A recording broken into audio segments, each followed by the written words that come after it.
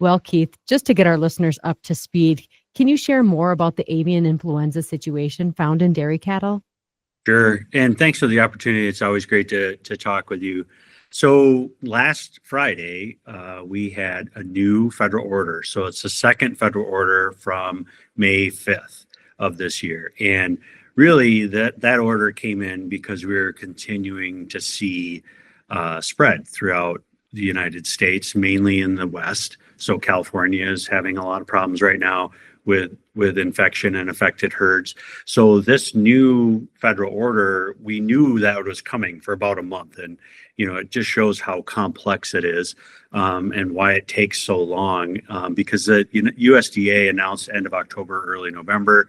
They were really looking to establish a more cohesive and effective national surveillance program. Really, with our goal is to have elimination of the B313 H5N1 influenza A strain in our dairy cattle. So really, we knew that it was coming in a 5-stage process, and the federal order really kind of lays out the federal authority. And I think from the second part of your question, thinking about, well, what does this mean for farmers? It depends on what state you're in. So farms in Wisconsin, let's say, as we're right now, we don't have flu that we know of. It really means very little until if we were to find flu in our milk processor silos. But we're probably not going to be looking at silos in Wisconsin for at least until next calendar year. But it really kind of depends. We're starting with 6 different states across the country. And here at the WVDL, we have capacity. We've been running tests for the interstate movement. Plus, we've been running a lot of tests for our other partner states around the country because we have plenty of capacity to do so, and we haven't needed it in Wisconsin yet.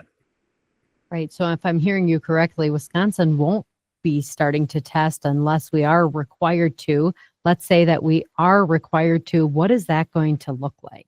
Yeah, and eventually, assuming that the program continues, there's a lot can happen, but we are looking at probably in stage 1 and stage 2, which means we'll be looking at testing milk silos. So, Wisconsin's unique as a dairy leader, and the amount of dairy and value-added products we have in dairy. So testing milk silos at the processors, that's not a small feat. There's about 160 processors, and I've heard estimates of 500 to 600 silos. So, and honestly, because of everything that we know, I think there's a really good chance that Wisconsin will remain virus-free just because of how our industry is set up, and we'll move directly into stage 4 for the state, which is state freedom. And that doesn't mean that it's done. So I think that's important, is that it's not a one and done. Because we know that flu is continuing to move around the country. It only takes one affected cow to come in and really create havoc. Because once it's into a state, it's going to move unchecked, just because the farms, there's so many people on and off farms, and everyone's connected. It is a problem when we've seen that in every other affected state.